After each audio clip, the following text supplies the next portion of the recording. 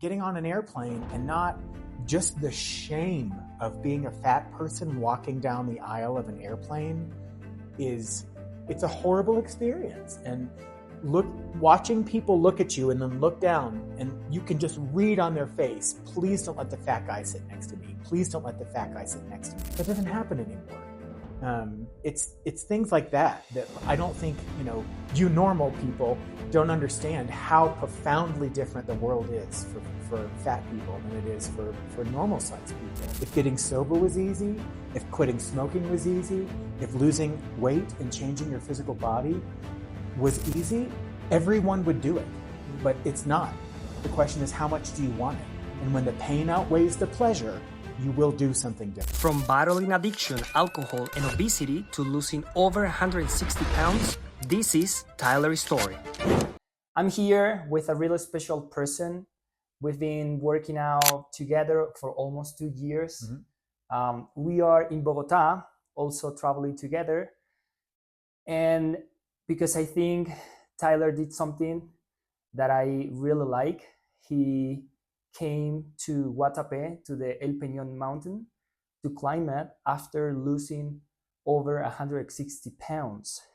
So I really was excited about having this conversation with Tyler. I think he's one of my closest friends. He's an amazing person. He has a beautiful story behind. And we have a conversation about, I would love to bring one of our conversation to a video, and today is the day. Hello.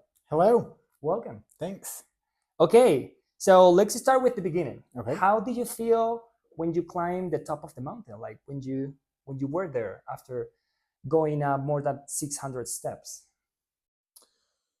Well, I'm glad that I was able to do it. I think that, as you know, that was a sort of something I've been working for quite a while. But I think that sort of with all milestones, it's kind of like, I don't know, when you reach, let's say, I quit smoking several years ago. So it's great that you reach 365 days of quitting smoking, but what are you going to do on the 366th day? Yes. So, it's awesome and it felt good, for sure. But I think more than that, it was kind of like, and I said this in one of the Instagram stories that we did, okay, what's next? But I think that's kind of just my personality, where as soon as, yes, this was a huge milestone, and I'm very glad to have been able to accomplish it, but I'm already thinking of what's the next thing that I want to do. Yes. And also, let's talk a little bit, because I think that's beautiful. We're talking about, you took a airplane for more than 6 hours, 1.5 years ago, to come to Guatapé mountain, and then you were not able to climb the mountain. Mm-hmm. Would you like to share a little bit about that? Sure. So it was actually 2.5 years ago that I came here. I came to Medellin to go on my first vacation here in Colombia, and Guatapé was one of the things that I had put on the sort of list of things that I wanted to do. And I was here with a friend, and we got there, and he wanted to go climb to the top of it. And I knew there was no way that I could physically do that. And so it was, I guess, as they say, one of those pivotal moments when I sort of made a decision. And it was kind of serendipitous, because at that same time, I had already sort of begun the conversation in my mind about wanting to take my physical fitness more seriously and to change some of the behaviors that were happening in my life. And so that moment happened, and I just felt really kind of I don't know if discouraged is the right way of describing it, but it was just like, here I am, I'm on this vacation, I've gotten to this beautiful place, but because of my behaviors, I'm still not able to fully participate in or enjoy the things that are here and available to me. And so the next day we were back at our Airbnb in Medellin, and the phone rang. I had recently joined a gym near my home, and the person was calling basically to solicit whether or not I wanted to go and take classes and do all that kind of stuff. So it really was sort of a serendipitous moment that all kind of took place at the same time. And it was the universe sign or whatever, that, okay, it's time to not just make a decision, but also take the necessary action to facilitate change. So. Yes. I was thinking about this, and also all these years working out together, I think when you're trying to create a physical change, I think the person goes through different times or different phases. And I think the first one is when something strong happened to that person, and that person make the decision or take the decision to create a change. Mm-hmm. Then when that person start, after 3, 4, 5 months, the motivation start going down. So it's the time of the person to leave the process and actually to be consistent and to have the discipline to keep going. And then there is this third phase where you already got your 80 or 90% of the results you wanted to get, and it's your time to maintain the changes you've been doing in the past time you've been working out. Mm-hmm. What was the thing, or what was Tyler with those 160 pounds you already lost? How was your life during that time when you said, okay, it's time to create a change? So just so I'm clearly understanding, what was it like beforehand? Yes. What was the thing that made you create the change, to start like taking this part of your life seriously? Okay. Well, I guess to kind of go a little bit more personal, as I mentioned, I quit smoking several years ago, but what predated that, as you know, I'm a recovering alcoholic. And this experience to me is sort of inextricable from that. I think that when I quit drinking and using drugs and also smoking, what I was constantly doing was seeking an outside thing to change the way that I felt internally. And the longer that I've stayed sober from drugs and alcohol, the more I've been able to look at other behaviors and other things that I do that can negatively affect me. And over consuming food is for sure, I would argue, the original addiction, and is the thing that it took me a long time of being sober from drugs and alcohol to be able to be ready and emotionally prepared to let go of that behavior. Because it wasn't just that I love cookies, it's that I was using food and sugar as a method of sort of self-soothing. And people do things because it works. I mean, I ate for comfort because it worked. The problem is that I did so to such a level and to an excess where it was really limiting the life that I wanted to have. And I'd worked so hard to get clean and sober and start my own business and have all these things happen that, again, as I say, to continue to have this other behavior that, while not as potentially destructive in the short term as drugs and alcohol were, in the long term was certainly just as destructive and in some ways more limiting as far as my physical capabilities than those behaviors were. So I don't know. I mean, I guess it was a natural thing to have happen next. I think I had to be ready to do it. And then, as you say, like making the decision, I mean, that's kind of the easy part. I mean, I had made that decision a million times. I had made the decision to quit drinking a million times. I had made the decision to quit smoking a million times. Anyone can make a decision, but as you identified, it's the discipline that accompanies that. And as we've discussed many times during our times working out together, I think that that's one of the things that I am kind of lucky to be an alcoholic, because I already had that mentality, I guess, of taking it one day at a time and taking it easy on myself. And the AA catchphrase is of don't quit 5 minutes before the miracle happens. And also just the acceptance that this is going to be difficult. Of course it's going to be difficult. If it was easy, everyone would do it. I mean, there's a reason why people struggle with this, but it's not about having all the answers or having all the results in a single day. It's doing the best that I can on any given day, and recognizing that it's progress, not perfection. And that, I don't have to do it perfectly. I just try to be, just a little bit better every day with what I'm doing. And as you say, maintain that consistency, because that is the key to me to anything, to whether it be, getting sober from drugs and alcohol, or getting your financial life in order, or quitting smoking, or getting my physical life in order. Everything, it's all the same thing. It's all the same patterns of behavior. So it's sort of like taking that experience from one area and just applying it into another area of my life. Yes, also I was going to ask you that. So you described you went through different processes like alcohol, drugs, and then the weight. How do you feel, or which one do you think was harder for you? This Or do is you 1000% harder. It's Oh, not even. really? It's not even close. Okay. It's not even close. I have not had a drink or a drug since February 23rd, 2015, Okay. and I can go hopefully the rest of my life without ever having another drink, another drug, or another cigarette. Yes. But you have to eat every day. So it's just not even comparable. Oh, yes. Now, I've reframed it in my mind that I don't have to eat to excess every day, and I don't have to consume an excessive amount of sugar every day, but you have to eat every day. There is no abstinence from that. So it's 1000% harder. Plus of the social aspects of it.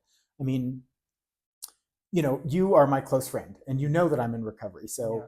you know, if you saw me ordering a drink or something, I would hope, freak out, say, "What are you doing?" Yeah.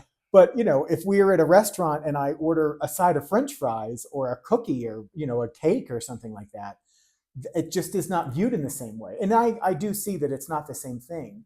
But for me, for someone who has an addictive personality or an addict mind like I have, once I breach that barrier, the inner dialogue starts, and it's like, well, you've already done this, so the day's ruined, so you might as well just go for it or do whatever. And that makes it far, far, far more difficult. And then I'm also from the South, the southern region of the United States, where, I mean, it's called comfort food. And it's just a part of the sort of cultural fabric of my family and the region of the world that I'm from, that's how you show care for people. I mean, you know me, that what I love to do more than anything else is invite people over and make food for them and do that kind of thing. I mean, that's just part of my culture and the way I was raised. Yes. So having to, rework all of that has been and continues to be a struggle. I mean, it's far more difficult than the other things were. But then that's sort of why I say I think I had to be sober long enough to be ready to touch this thing, because I would argue that this was the original negative behavior. This was something that I started as a very small child, reaching for. I mean, I remember going and sneaking into the cupboard when I was a little kid, and because of whatever was happening within the household or whatever was happening with me personally, and I reached for food to make myself feel better and to change the way that I felt. And so you're talking about 40 years worth of behavior that doesn't just change just because you decide to one day. I mean, one of the things that we say in recovery is, if you do something for 40 years, if you walk into a dark forest for 40 years and you decide one day that you want to turn around and walk out, even if you're running, that's going to take some time. That doesn't just happen. You don't just step out into the sunlight. And that requires patience and personal grace. You have to give yourself quite a bit of grace with that, because it's not, I mean, maybe there are some people who can do it perfectly, but I'm certainly not one of those people. So yeah, I mean, I think the process is just about, like you said, not do it perfectly, just to keep going. And also, I think you brought something beautiful, and I would like to highlight this right now, is the fact, like, just keep the action, don't keep it perfect, just keep going. And based on this, how were your behaviors before, and how you change them? Like say, okay, I used to do this in my daily life. I wake up, eat in this way. I then went out, and like, how was your daily life, and what were the tiny things you start changing?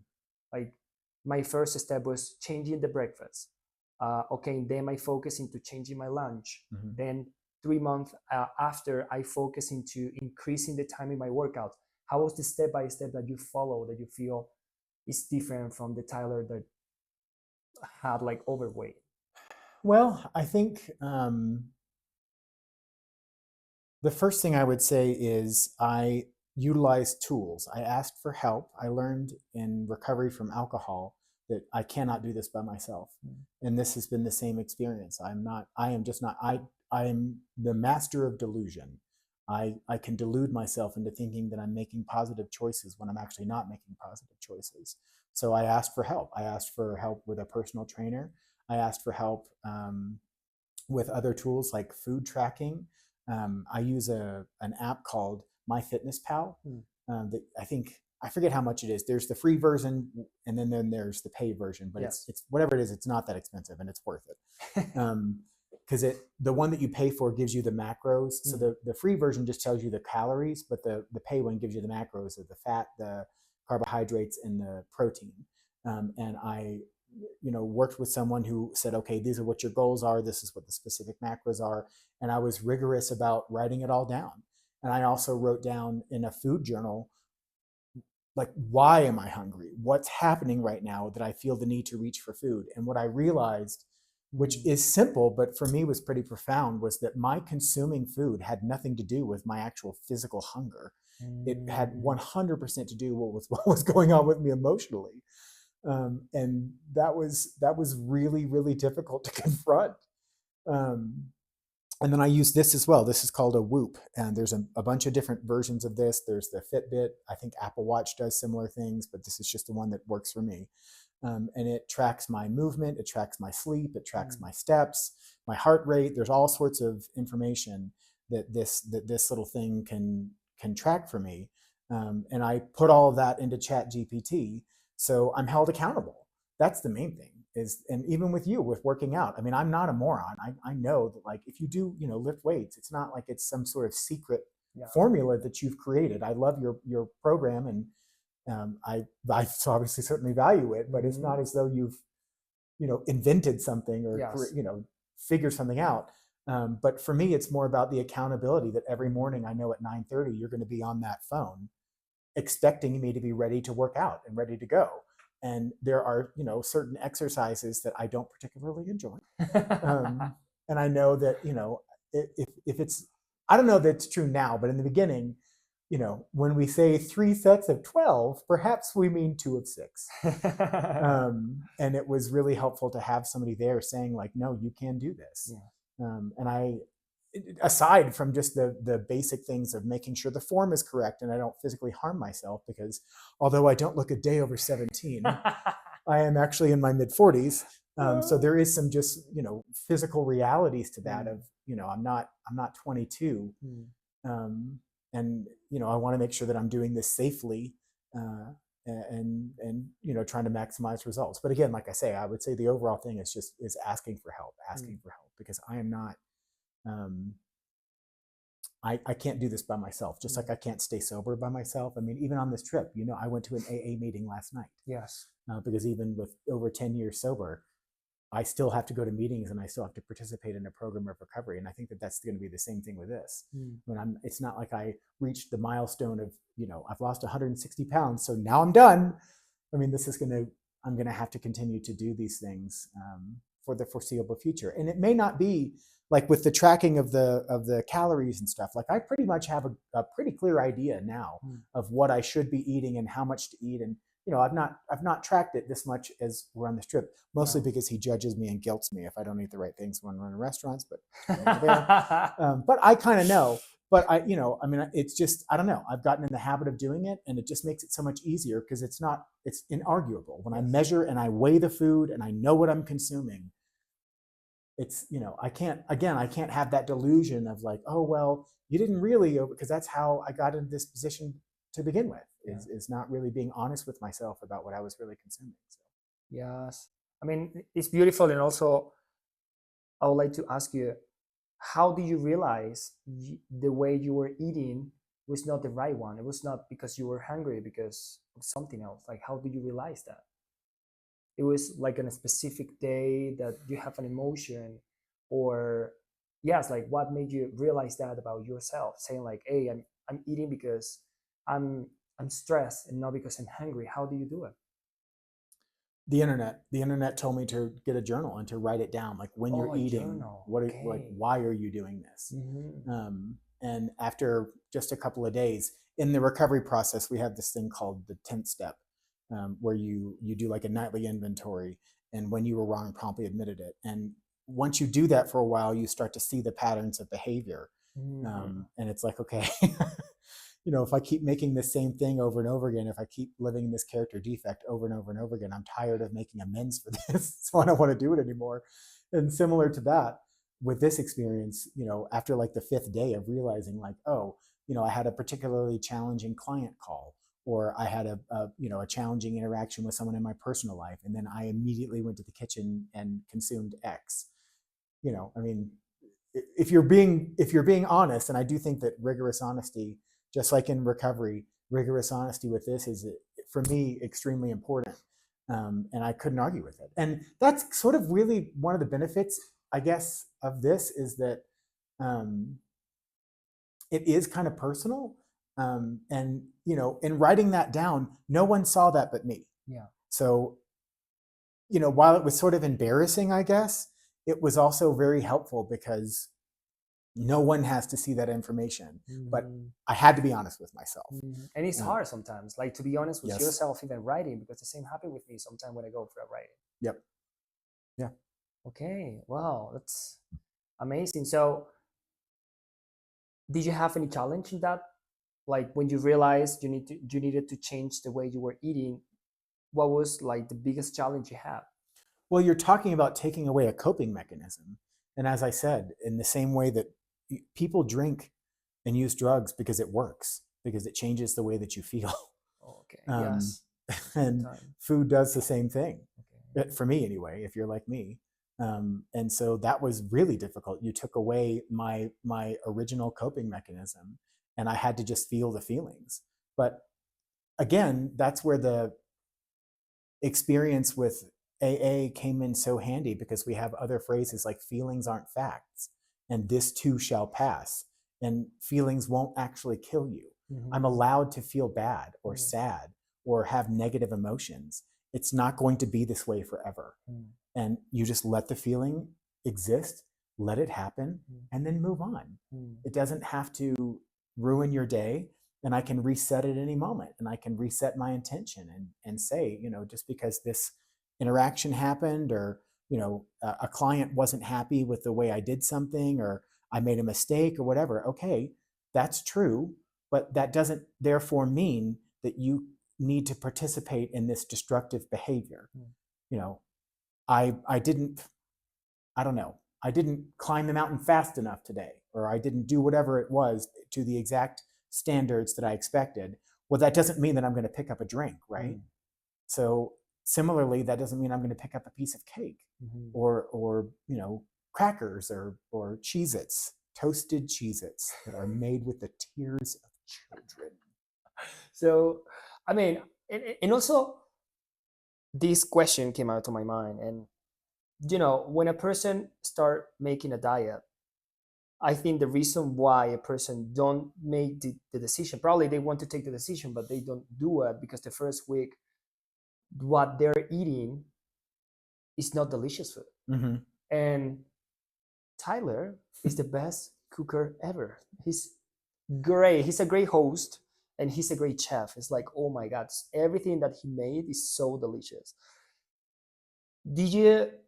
Okay, we're talking right now about feelings and how to eat made you feel, but in the action or in the process when you were trying to change what you were eating during the day, did you feel you were eating something that you didn't like, or no? Like you said, okay, I like this, but the feelings kind of trick me or make me feel in this way, like in the real action, in the real experience. What do you think? I think that multiple things can be true at one time. Okay. I think that several things. First of all, I'm lucky that eating the same thing over and over again doesn't bother me. Okay. I'm very lucky in that. Yes.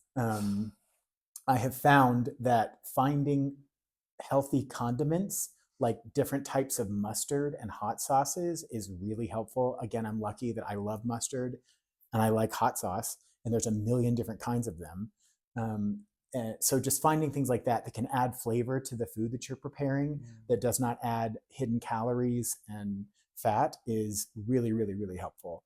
And then I also had to come to terms with the fact that, like, girl, sometimes you're just going to be hungry. Like, and again, feelings aren't facts. Feelings won't kill you. The feeling of hunger is not actually going to kill me. I mean, it's just not. And the reality is that I do not need to consume 3,000 calories a day. I don't need to consume 2,500 calories a day. I don't need to consume, at least at this point when I'm still in a caloric restriction, 2,000 calories a day. I need to consume about 1,800 calories a day. Mhm. Now, I'm not sure that I would start there. I think, and I didn't. I started at 2,500 calories and then moved that down as I kind of got used to it.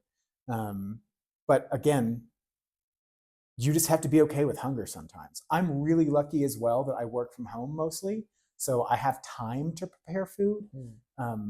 I have done it both ways, where I have done a food prep like you do, where you do cooking basically one day a week and then portion it out and eat it throughout the week. That's great. I tend to kind of do more daily cooking. One, because I just enjoy it, and two, I guess mainly it's just because I enjoy it, and I can switch it up a little bit. But I try to remember, and there were certainly moments where I was so tired of eating, grilled chicken breast or ground turkey and, the same stuff over and over again. But it's like I had to remind myself that I don't have to eat this forever. I'm just going to eat this one meal. I'm going to eat this for right now. And again, I reference back to my experience with drinking. Even at 10 years sober, I don't think about the fact that I'm going to be sober for the rest of my life. I just stay sober today. I just do it one day at a time. Got it. And similar with the food, it's not that I'm never going to eat a piece of cake again. I'm just not going to eat it today. I'm going to make positive eating choices this afternoon or this meal. And if I want to eat a chocolate cake tomorrow, I will. And I give myself permission to think about that. Yeah. I'm just not going to do it today. And that's exactly, as I say, that's what I did in the beginning of recovery. The thought of never drinking again was totally overwhelming. But that's why they say just one day at a time, just take it one day at a time. And one day at a time is now evolved to over 10 years. And it's also evolved to over 2.5 years of positive eating choices and healthy habits with my physical body as well. So that's how. I think that's something beautiful. And also it's really beautiful the fact, I think it's not about physique changes, it's about more aspect of your life. And you said, I'm just taking the decision, or yes, like taking the decision of not eating this today doesn't mean that I won't eat it tomorrow. And that's something beautiful, because I think sometimes when you think you're taking decisions, or when you say I'm not gonna eat that, you kind of feel, oh, I won't never do it in my life again. And kind of that stress you out or give you anxious about, oh my God, my life is going to change completely. And the fact that staying in the moment and say, like, I'm taking this decision right now, and tomorrow I will deal with the decision that I will have to take tomorrow. It kind of takes out the stress about taking decision and say, like, I'm choosing to be happy right now, even with the eating. Oh, that's beautiful. And the workout, like, okay, you said it's going to change. It's time to change. Actually, let's highlight a little bit. What was the thing that you identify? What happened in your life that you said, I don't want to keep doing this anymore, before changing all your habits of your losing weight? Well, like I said, I mean, there was the experience in Guatapé where I knew, because of my choices and behaviors, I wasn't able to be fully physically present and able to live the life that I wanted to live. And I also, I mean, frankly, kind of looked at people's longevity. I mean, I worked so hard again to rebuild my life from alcoholism that I want to be fully present and be able to participate in it. And I look at, I mean, let's be real. Being overweight is not good for you, and it reduces your longevity, and it reduces your physical capacity to enjoy the years that you have. And I mean, how many old fat people do you see? Not that many. And it's just a reality. It's just a physical reality of, like, okay, I'm now, I mean, I'm 44. The reality is there's probably fewer days ahead than there are behind. And I want to make the most of it. I mean, I worked really hard to, as I say, to get sober and to build a life that I don't want to escape from. And I want to be able to do whatever I want to do for as long as I can. I mean, obviously none of us are getting out of this alive. Yes. But at the end of the day, I want to make sure that I'm able to enjoy my 50s and my 60s and my 70s, hopefully my 80s and, maybe even into my 90s. I mean, those last 10 years, 10 to 15 years are going to happen for everyone. And I hope for as long as I can tie my own shoes. And when I, am able to live independently in my old age. I mean, it's great that I'm physically able to do those things now, but like I say, we're all aging, and I want to make sure that I'm able to do those things as long as I can, and just enjoy life, because it is a short and precious thing. So, yes. Now talking about working out, how did you start working out from the beginning? Like, did you start with a full routine, 5 days per week, 2 hours, or what was the first step you took about working out? So as I mentioned, when we were in Colombia, when I was in Colombia 2.5 years ago, the gym that I had joined called me with a solicitation. I go to Crunch Fitness. You can sponsor me. Just saying. And they called, and they have what's called a kickoff, which is it's basically you come in for a free training session where they kind of sell you on their program. And I, again, just adopted the position of AA. In AA, we say, are you willing to go to any length to get sober? And when I came in to get sober, I said, yes, I am willing to go to any length. And I was like, okay, I'm going to treat this the exact same way. I'm going to go in and do this thing, and I'm going to say yes to whatever this guy suggests. I don't care how much it costs. I don't care how ridiculous I think it is. I clearly do not know what I'm doing, and this person is an expert, so I'm just going to do what they say. So anyway, I went in, and I'm sure I was his dream client, because I just said yes. I just said yes to whatever he suggested. And at the beginning, it was 4 days per week training with him. Okay. 1 hour per day. And that eventually, after a couple weeks, I think the first 3 months we did 4 days a week. And then after that, we did 5 days a week.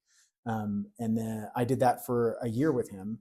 And that's when, again, he introduced me to some of the concepts of food tracking and this Whoop device and a bunch of different things. But the main thing was that I number one, as I said before, I asked for help. And then number two, I said yes. I said yes to the suggestions, because I had to stop being the subject matter expert, because clearly on this, I was not. Yeah.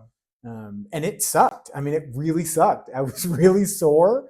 And, it was very uncomfortable. I had led a sedentary lifestyle. I was 375 pounds. I mean, it was embarrassing. I felt like when I first went into the gym that everybody was staring at me, and that they were making fun of me, and they were talking about me. And, it was really, really challenging, because I looked out at all these people that were all in really great shape, and I felt so out of place and just so awkward.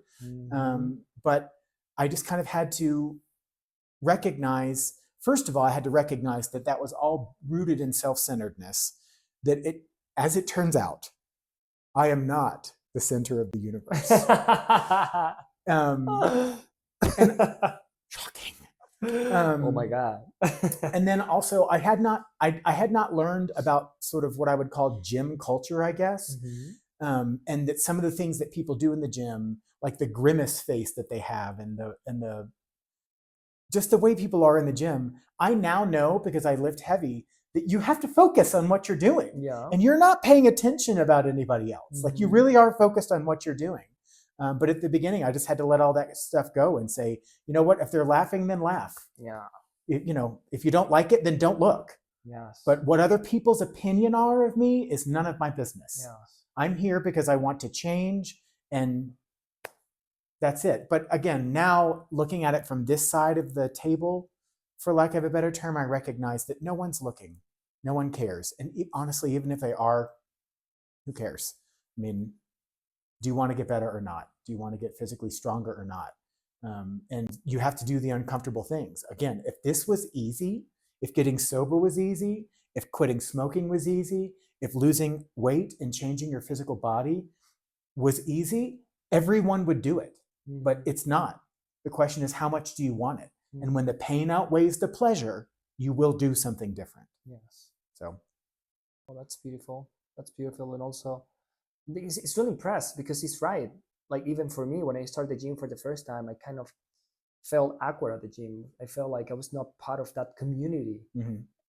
So far, right now, like, we are part of the community already. You have to see Tyler working out legs. Oh my God. It's like 14 plates of 45 pounds per side in the leg press. That's awesome. That's beautiful.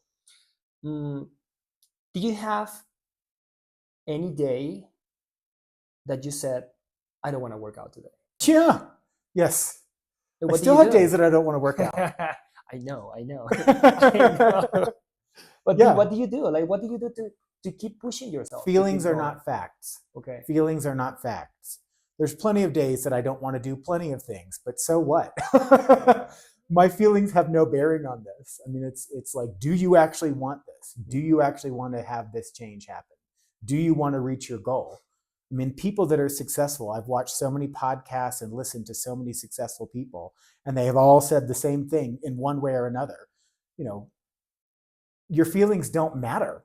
I mean, not so much that you want to be like a sociopath, but just because I mean, that's what discipline is.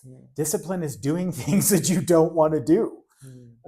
And, you know, I, again, have journaled and have always journaled, and it is beneficial to me to look back and see where I was before. And even now, I mean, this trip has been so remarkable in that I'm able to remember what it was like 2.5 years ago versus now, and my physical capability of doing things.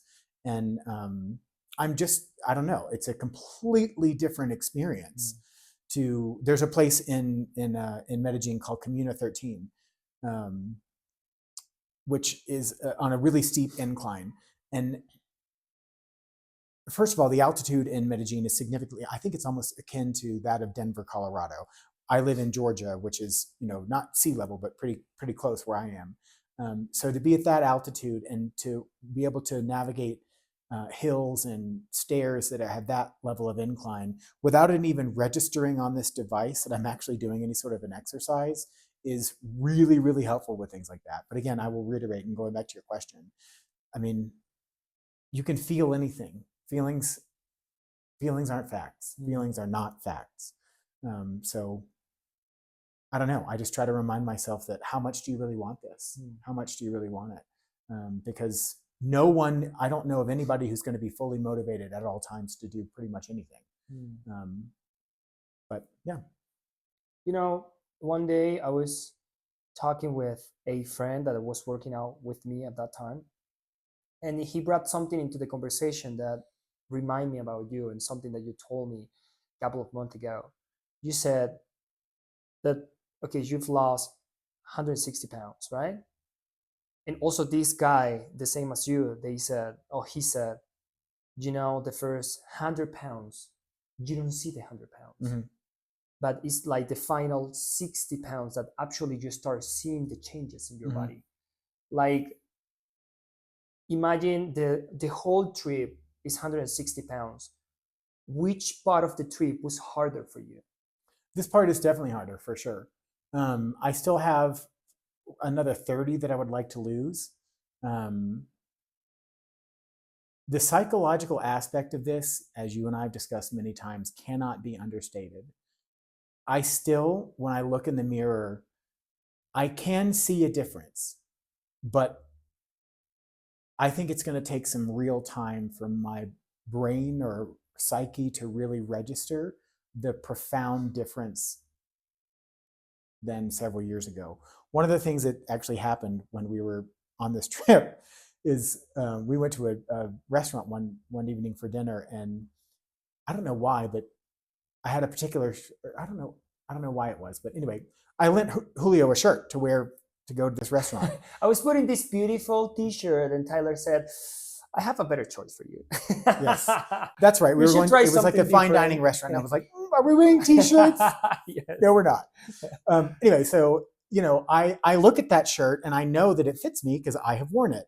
But then to then give it to you and it be, you know, obviously you and I are not exactly the same size, but for it to be a shirt that you could wear and wear to it was a really nice one, you know, fine dining restaurant, it just does not compute to me that's possible. And even we're going to a wedding tomorrow, and we went and bought dress shirts, and we're very similar in size in dress shirts with that as well. Like that's, I mean, it's going to take time, and I think that sort of final 20% is really where the discipline takes place, because it would be easy to say, okay, I'm close enough or whatever, and I know, especially with weight loss, you know, the speed with which you lose weight slows down the closer you get to the goal, because it's your body adapts to the exercise routines, it adapts to your caloric intake, and it's, you know, it's really hard. But that's where, again, I don't look at it as like, okay, I'm on a diet now, and one day it will be over.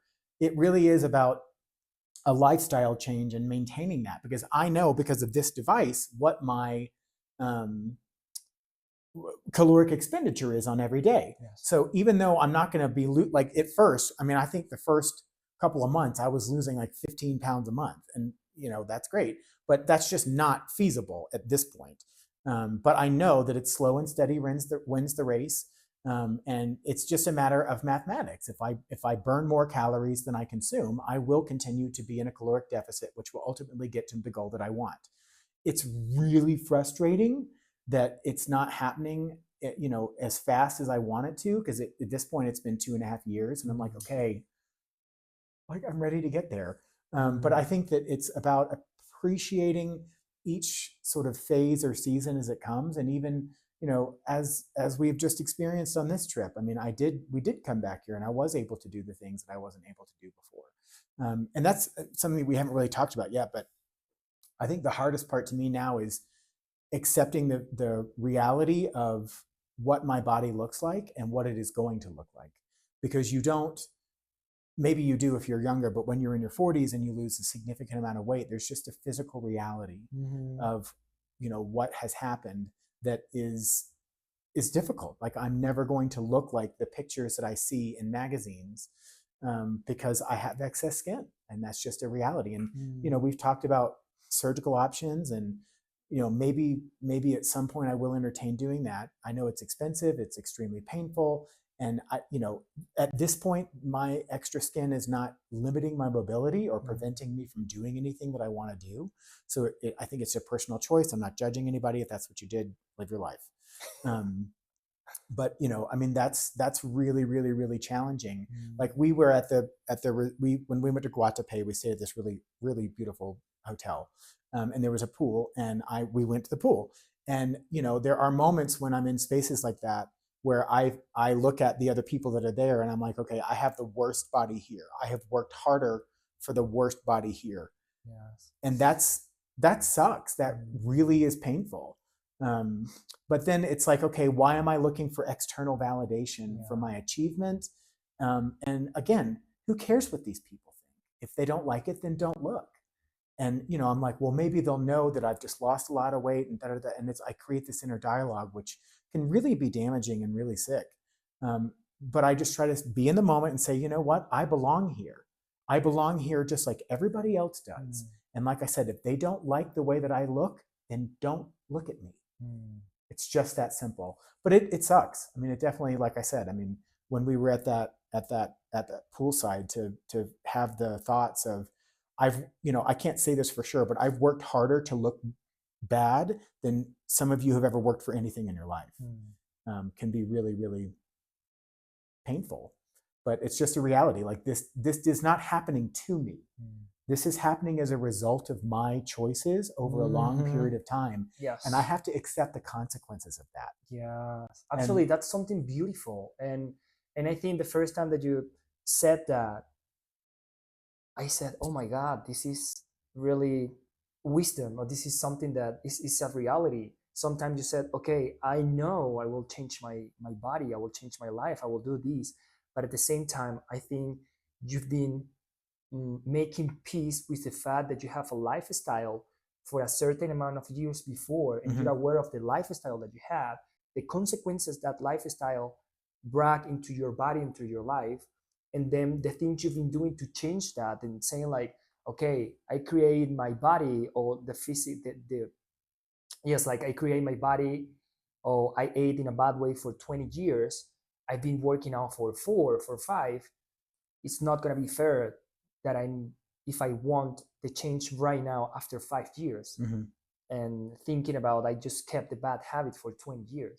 So I think that's something beautiful that you have. Like, you want something in the future that you desire, and you know you're going to be there. But at the same time, you said, this is the reality of my body. Mhm. Like, I'm not going to romanticize this. If Mhm. I'm feeling bad, it's because of the choices that I took. And okay, I'm feeling bad, I'm going to feel the emotion and I will just move on. Mhm. So yeah, it's something beautiful. um so let's talk about accountability, Mhm. because I think that we talk about two pillars so far, which is nutrition, working out, and now accountability. And this is one of the things you highlight a couple of times. It was part of your it was one of the things that created a big change for you. What did you do at the beginning to start the accountability, and what are you doing right now, or what are the benefits the accountability brought you into your life? I paid for it. I mean, Yes. I mean, reality. yeah, the Yeah, reality like a is, personal trainer is yeah, more accountability than yeah, the service itself, yes. like the working out of Yep. the nutrition. People do not value what they don't pay for. And when I'm paying for a personal trainer to hold me accountable, I don't know why. And maybe, I don't think I'm unique in this. I don't know why it makes a difference, but it just does.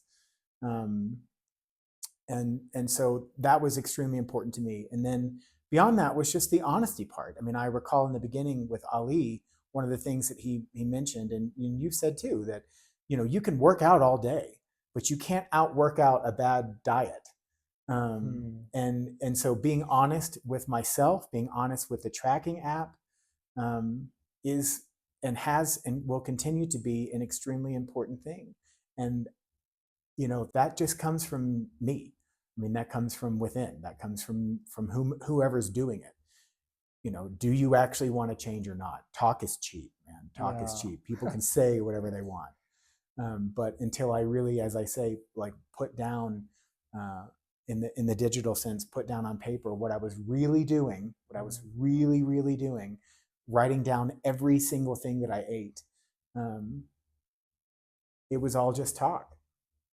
And as I say, I mean, it was embarrassing sometimes. I mean, I'm sure some people have seen that program, My 600-Pound Life, that comes on the Learning Channel, and you can see the people that are in the program there, and they're telling the doctor, well, I don't know why I didn't lose weight. But then the cameras have followed them for however long, and you can see them, eating all sorts of things that they shouldn't be, that are not on plan.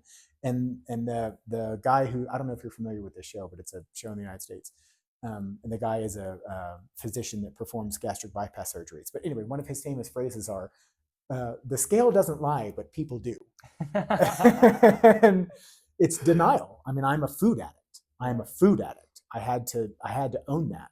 In the same way that with drinking, I believed that tonight I'm only going to have one. I'm only going to have one drink. And night after night after night, that was proven to be not true. But I believed what I was saying.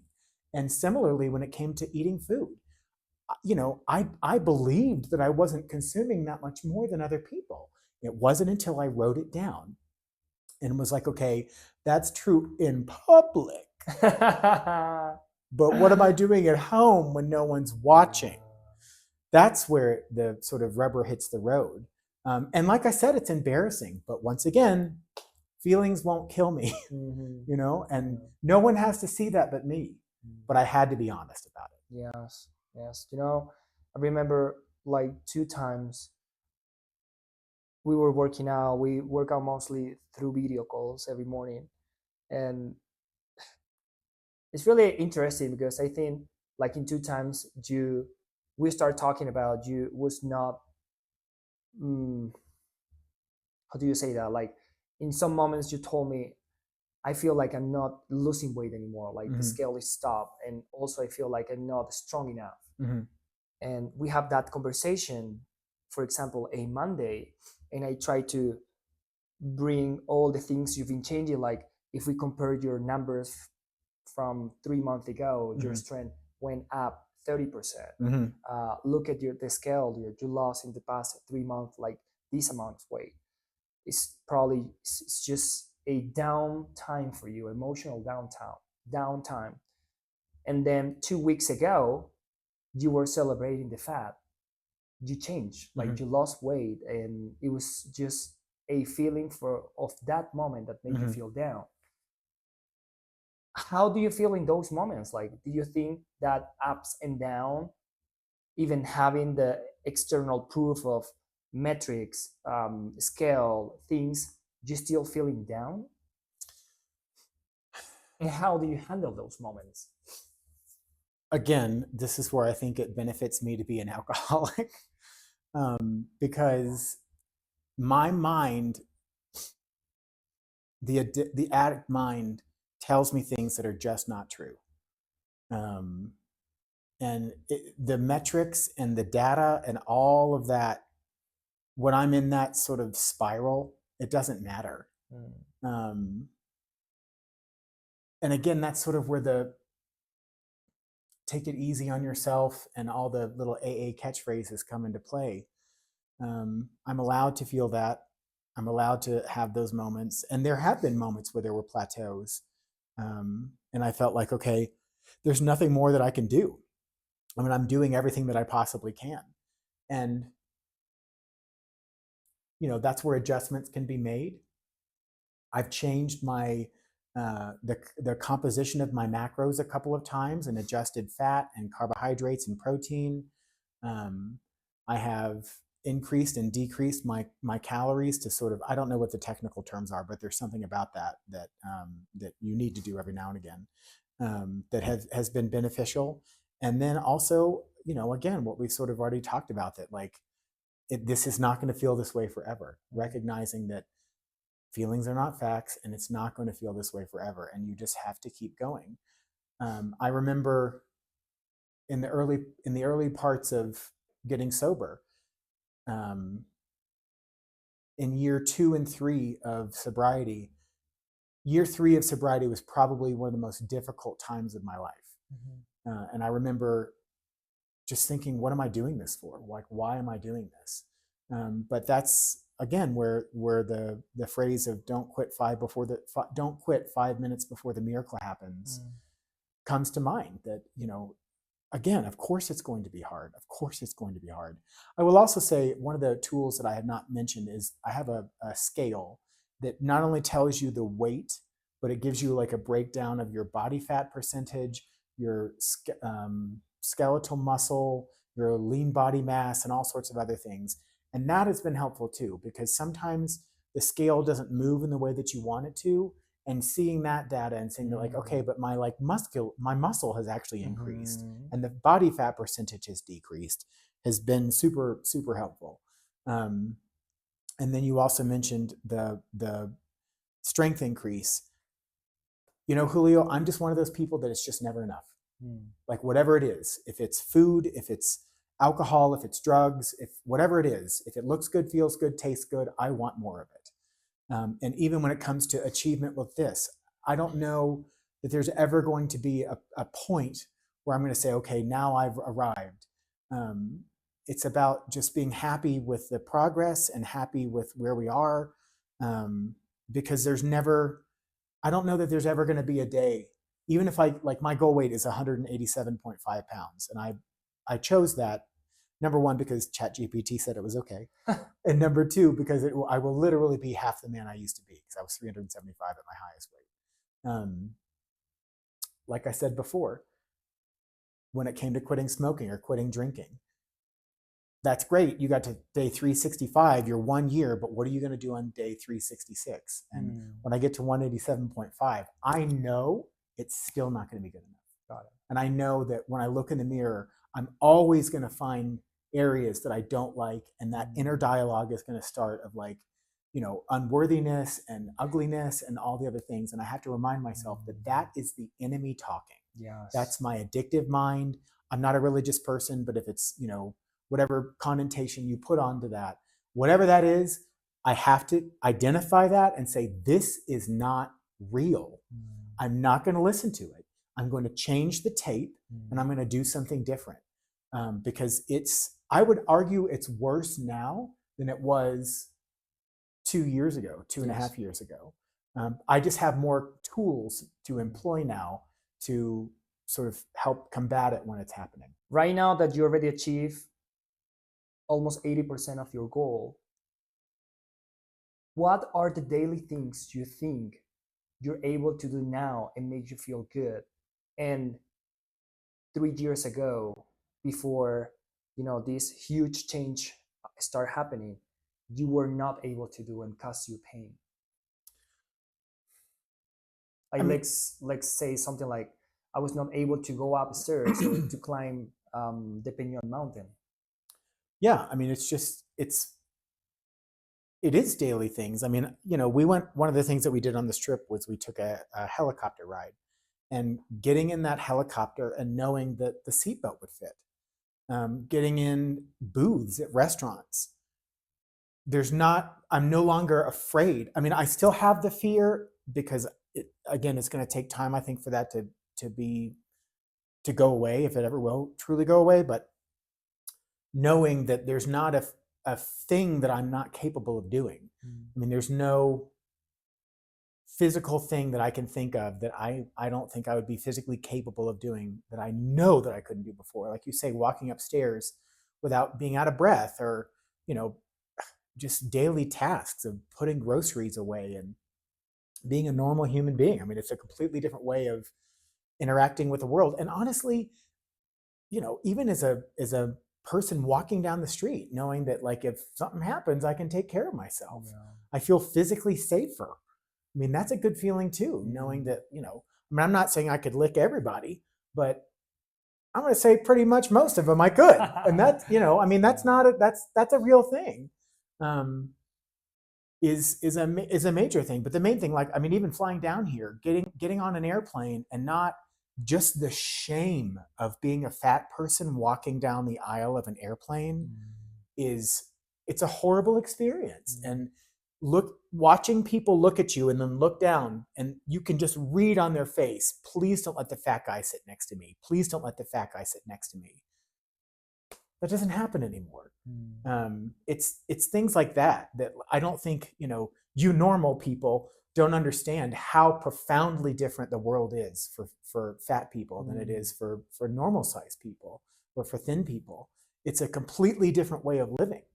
I mean, just people's basic interactions with me, the amount of time that they smile or just are pleasant or ask me how my day was. I mean, I have been overweight my whole life, and I did not know how profoundly different it was going to be until probably maybe 20 or 30 pounds ago. I have equated it to, if anybody's seen the movies or read the books, Harry Potter, there's like an invisibility cloak. It really was like I took an invisibility cloak off. And all of a sudden I was present, and people acknowledged me as a person, and they weren't afraid to make eye contact and to talk to me. I mean, it really was, again, this experience has continued to be surprising in the way that you don't know what you don't know. I did not know how differently I was treated in this world until very recently. And that too has its own weird stuff to grapple with, of what fat phobia means, and the way we treat other people that we view as less than or different or whatever. But it's a completely different way of experiencing the world now than it was a couple months ago, and certainly a couple years ago. Right now, probably a person that is overweight, more than 230 pounds, let's say, will be listening to this podcast or video. What would you like to tell them? Don't give up. Don't give up. Just no matter what, as long as you're alive, you can still try, and it can get better. It does get better. It's not going to happen overnight, and it's not, it's certainly not going to happen in the time frame that you want it to. But just no matter what, don't give up, and be honest. You have to be honest. That is, to me, sort of the most important thing. And ask for help when you need it, because with my best thinking, I ate my way to 375 pounds. That's what Tyler's program does. But when I ask for subject matter experts for their opinion and their processes, and I actually implement them and actually do what they say, it turns out that diet and exercise work if you do it. And it is funny, but it's true. I have to let go. I have to let go of the driver's seat, and just follow instructions, because I know that I'm just not capable of doing it by myself. Yes, I feel like Tyler was one of the person, and also I remember the first time that we work out. The workout supposed to be like 1 hour, and we do like 1 hour and a half because we start talking, and I think we create this beautiful connection so fast. After I don't know, like 3, 5, 6 months, I said, "Oh my God, I want this guy close. Like, I really want this guy close."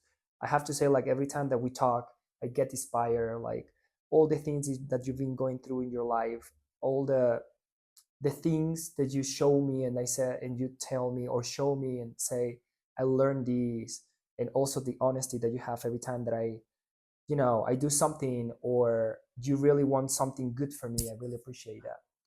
And I mean, this change that you create, I have to say, oh my God, I am proud of all your changes. So thank you so much Thank for you. being here. Like I said, you have the open camera just in case you would like to say something. But I mean, you already lost over 160 pounds, uh, 10 years sober. Right now, like you're still going, you've been working or, yes, working on your mindset. That is amazing, I have to say. Thanks, Julio. So thank you so much one more time. Thank you so much for all the people who listen to the podcast and the video. I will see you in the next video. Bye. Bye bye.